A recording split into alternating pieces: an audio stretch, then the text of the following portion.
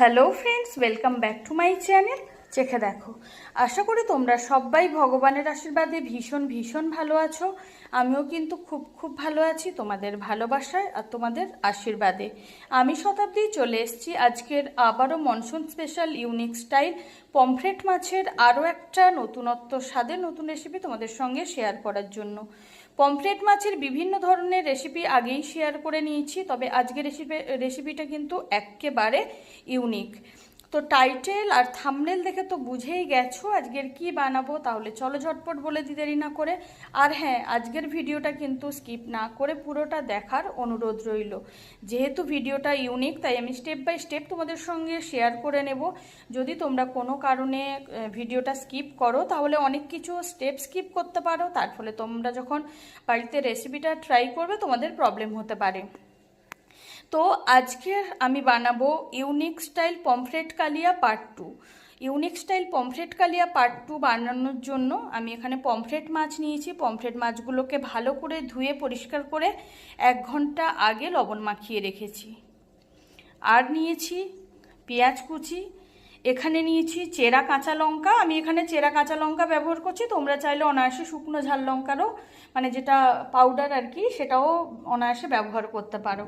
এখানে নিয়েছি আদা রসুনের মিহি পেস্ট, এখানে নিয়েছি টমেটোর পেস্ট, তার সঙ্গে অবশ্যই Kashmiri red chilli powder add করে দিয়েছি। এখানে নিয়েছি কালো জিরে, সাদা জিরে, তেজপাতা, গোটা গরম মশলা, শুকনো লঙ্কা, এগুলো হচ্ছে আর গোটা গরম মশলা, এগুলো নিয়েছি অবশ্যই ফোড়নের জন্য। আমি এখানে 2টো শুকনো লঙ্কা নিয়েছি, লাগছে লবণ। আর এখানে বেশ কিছু জিনিস নিয়েছি, সেটা তোমাদেরকে একটুখানি দেখাই তাহলে বুঝতে পারবে। এখানে নিয়েছি কাজু, কিশমিশ, সাদা তিল, পোস্ত, আর নিয়েছি চারমগজ, যেগুলোকে ভিজিয়ে রেখেছি। এটা রান্নার কোন পর্যায়ে লাগবে সেটা তোমরা পুরো ভিডিওটা দেখলে অবশ্যই বুঝতে পারবে। এটা যখন লাগবে তখন আমি এর একটা মিহি পেস্ট বানিয়ে নেব। আর নিয়েছি হলুদের গুঁড়ো।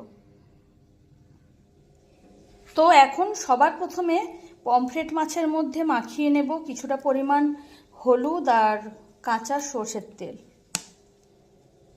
আর আজকের রান্নাটার কিন্তু প্রত্যেকটা স্টেপ কিন্তু প্রচণ্ড ইউনিক আর প্রচণ্ড ইম্পর্টেন্ট, তাই পুরো ভিডিওটা বন্ধুরা প্লিজ স্কিপ না করে পুরোটা দেখার কিন্তু অনুরোধ রইল। ভালো করে এইভাবে হলুদ আর সর্ষের তেলটা ভালো করে মাছের মধ্যে মাখিয়ে নিতে হবে। আর আমি কিন্তু সবসময় চেষ্টা করি যে কোনো ভিডিও তোমাদের সঙ্গে মানে যে কোনো রেসিপি শেয়ার করার সময় প্রত্যেকটা খুব নিখুঁতভাবে দেখানোর চেষ্টা করি, যাতে তোমাদের কোনোভাবে কোনো রকম কোনো প্রবলেম না হয়, যাতে রান্নাটা করতে গিয়ে তোমাদের অসুবিধায় না পড়তে হয়, সেটা কিন্তু আমি অবশ্যই খেয়াল রাখি, সব সময় মাথায় রেখে তবেই কিন্তু তোমাদের সঙ্গে ভিডিওটা শেয়ার করি। তো মাছের মধ্যে খুব সুন্দরভাবে কাঁচা সর্ষের তেল আর হলুদ মাখানো হয়ে গেছে, আর ওদিকে সমস্ত মশলাও কিন্তু একেবারে রেডি। তাহলে আর দেরি করব না বন্ধুরা, এখন সোজা চলে যাব রান্নাতে। আছে কড়াই বসিয়ে দিয়েছি, কড়াইতে দিয়ে দেবো অবশ্যই সর্ষের তেল। এই রান্নাটা কিন্তু একদমই সর্ষের তেলেই করতে হবে। সবার প্রথমে সর্ষের তেলটাকে একদম ধোঁয়া ওঠা গরম করে নেব। তো বন্ধুরা, সর্ষের তেলটা কিন্তু খুব ভালো মতো ধোঁয়া ওঠা গরম করে নিয়েছি। এখন একে একে লবণ, হলুদ আর কাঁচা সর্ষের তেল মাখানো পমফ্রেট মাছগুলোকে আমি তেলের মধ্যে দিয়ে দেবো।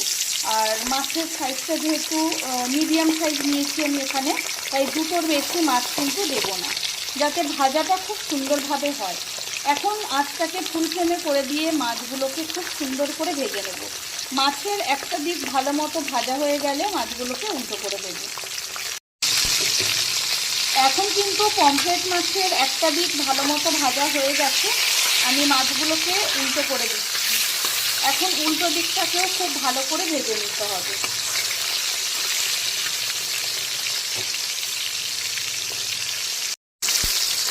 এখন কিন্তু পমফ্রেট মাছের উল্টো দিকটাকেও ভালো করে ভেজে নিচ্ছি। এখন মাছগুলোকে আমি তেল থেকে তুলে নিচ্ছি।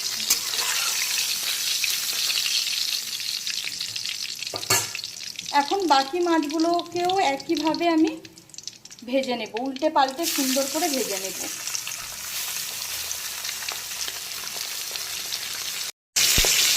এখন আবারও কিন্তু মাছের একটা দিক খুব ভালো মতো ভেজে নিয়েছি, আর মাছগুলোকে আবারও একইভাবে উল্টো করে দিলাম। এখন মাছের উল্টো দিকটাকেও একইভাবে খুব ভালো করে ভেজে নিতে হবে।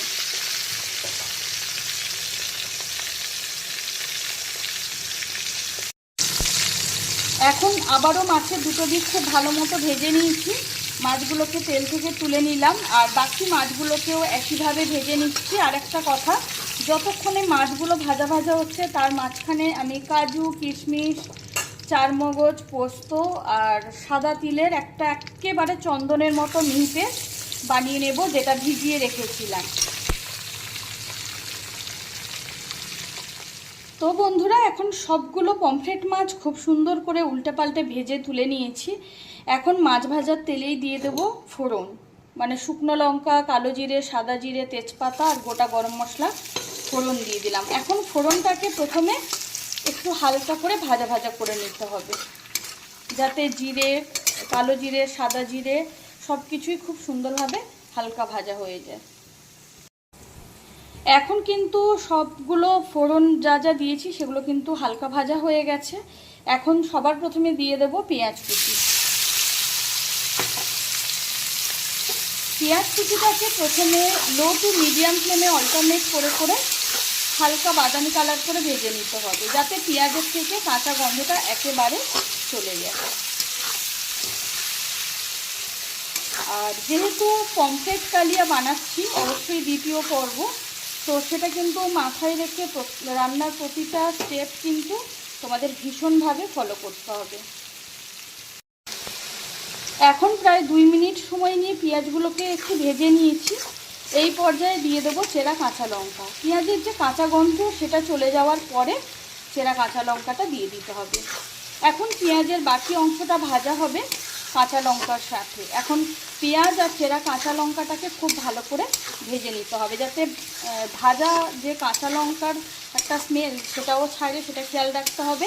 আর ভাজা পেঁয়াজের স্মেলটা ছাড়া পর্যন্ত এগুলোকে ভাজা ভাজা করে নেব।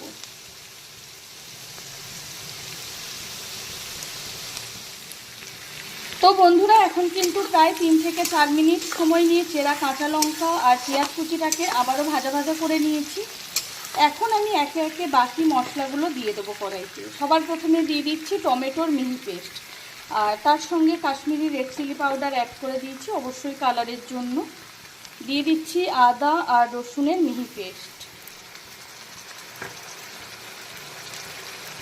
দিয়ে দিচ্ছি স্বাদ মতো লবণ, আর দিয়ে দিচ্ছি পরিমাণ মতো হলুদের গুঁড়ো। এখন এই পুরো মশলাটাকে কষিয়ে একেবারে ভাজা ভাজা করে নিতে হবে, মশলার চারদিক থেকে তেল ছাড়া পর্যন্ত। আর সব থেকে বড়ো কথা, মশলার থেকে সমস্ত কাঁচা গন্ধ একেবারে চলে যাওয়া পর্যন্ত। আঁচটা কিন্তু অবশ্যই লো টু মিডিয়াম ফ্লেমে অল্টারনেট করে করে রাখতে হবে, কারণ আমরা সবাই জানি কম বেশি মশলা কষানোর আগে যাতে পুড়ে না যায় সেটা মাথায় রাখতে হবে। আর মশলার যদি কোনো কাঁচা গন্ধ থেকে যায় তরকারিটা যেমন খেতেও ভালো লাগবে না, আর তরকারিটা মশলাটা যদি কাঁচা থেকে যায় সেক্ষেত্রে তরকারি কিন্তু খুব তাড়াতাড়ি নষ্ট হয়ে যায়। তো এখন বেশ কিছুক্ষণ সময় নিয়ে সবার প্রথমে মশলাটাকে খুব ভালো করে কষিয়ে নেব, কষিয়ে একদম ভাজা ভাজা করে নেব।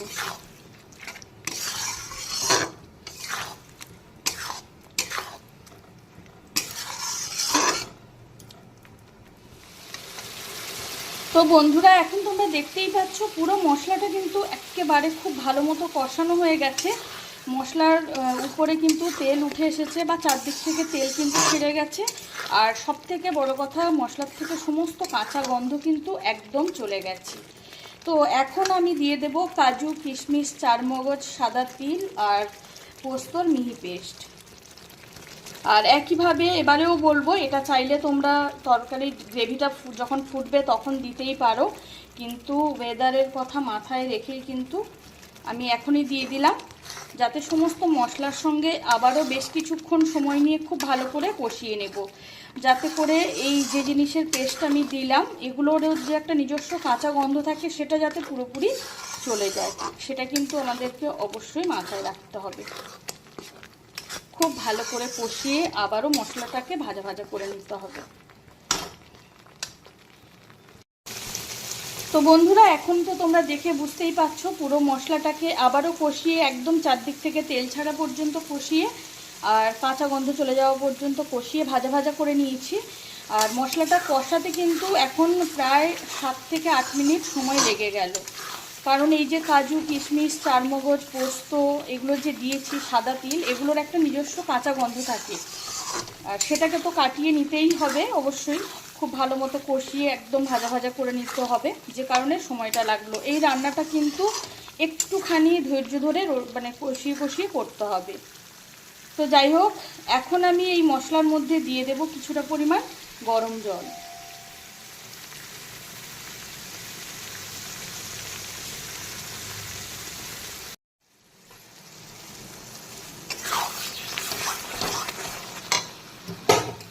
তো এখন দিয়ে দিচ্ছি কিছুটা পরিমাণ গরম জল বা ফোটানো জল, কারণ আমি কোনোদিন কোনো তরকারিতে ঠান্ডা জল কিন্তু দিই না। এটা প্রতিটা ভিডিও তোমাদের সঙ্গে শেয়ার করার সময় আমি সবসময় বলে দিই।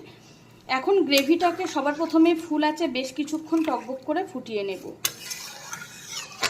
আর খুব বেশি রান্নার কিন্তু বাকি নেই। গ্রেভিটা যখন টকবক করে ফুটতে শুরু করবে, তখন আমি ভেজে রাখা পমফ্রেট মাছগুলোকে গ্রেভির মধ্যে দিয়ে দেব। আর আঁচটা একদমই ফুল ফ্লেমে করে দিলাম, যাতে করে কড়াইতে সমানভাবে আঁচটা লাগে। তো বন্ধুরা, গ্রেভিটা দেখতেই পাচ্ছ চারদিক থেকে সমানভাবে কিন্তু টকবক করে ফুটছে। তো এখন আমি গ্রেভির মধ্যে প্রথমে কিছুটা ধনেপাতা কুচি দিয়ে দিলাম।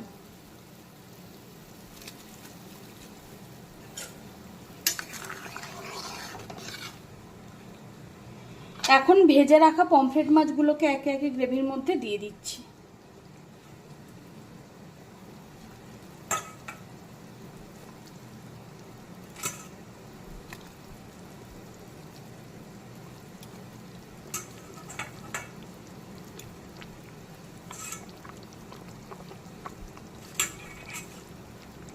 এখন ফুল আছে বেশ কিছুক্ষণ সময় নিয়ে বাকি রান্নাটা করে নিতে হবে, যাতে করে মাছটা খুব ভালো মতো সেদ্ধ হয়, মাছের মধ্যে সমস্ত মশলার ফ্লেভারটা খুব ভালো মতো ঢোকে, আর মাছের যে কাঁচ সেটা যাতে গ্রেভির সঙ্গে মেশে সেটা কিন্তু অবশ্যই মাথায় রাখতে হবে। এখন আবারও প্রায় 10 থেকে 12 মিনিট সময় নিয়ে বাকি রান্নাটা আমি করে নেব। যতক্ষণ বেশিক্ষণ ফোটানো যায় তাতে করে কিন্তু মাছের মধ্যে মশলাটা খুব সুন্দরভাবে ঢোকে। তো বন্ধুরা, এখন আবারও প্রায় 10 থেকে 12 মিনিট সময় নিয়ে বাকি রান্নাটা করে নিলাম। একটু ভালো করে ভেজে রাখা পমফ্রেট মাছগুলো দেওয়ার পরে ফুটিয়ে নিলাম। যেহেতু পমফ্রেট কালিয়া বানাচ্ছি, অবশ্যই দ্বিতীয় পর্ব বারবার করে বলছি, কারণ এর আগে তোমাদের সঙ্গে পমফ্রেট কালিয়া রেসিপি শেয়ার করেছি। আজকের আবারও একেবারে ইউনিক স্টাইল একটা রেসিপি শেয়ার করে নিলাম। এখন কিন্তু পুরোপুরি রান্নাটা কমপ্লিট। এখন আবারও উপর থেকে কিছুটা ধনেপাতা কুচি ছড়িয়ে দিলাম।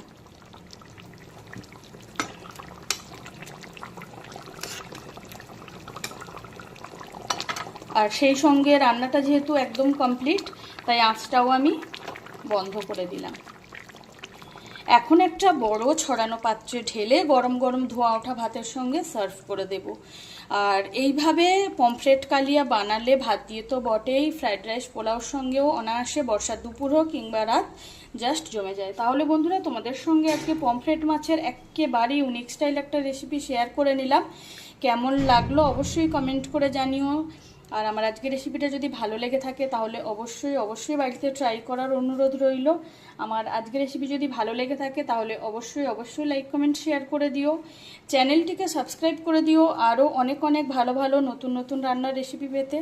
পাশে থাকা বেল আইকনটি অবশ্যই প্রেস করে দেবে, তাতে করে আমি যখনই কোনো নতুন রান্নার ভিডিও আপলোড করব সবার প্রথম তোমরা নোটিফিকেশান পাও। আর পমফ্রেট কালিয়া এইভাবে বানালে খেতে জাস্ট অনবদ্য হয়, যে কারণে তোমাদের সঙ্গে শেয়ার করে নেওয়া। আবারও পমফ্রেট মাছের বা মাংসর বা কোনো সবজির নতুন স্বাদের নতুন রেসিপি, ইউনিক স্টাইল রেসিপি খুব তাড়াতাড়ি তোমাদের সঙ্গে নিশ্চয়ই শেয়ার করে নেব। ততক্ষণ সবাই খুব ভালো থেকো, সুস্থ থেকো। আজকের মতো বিদায়।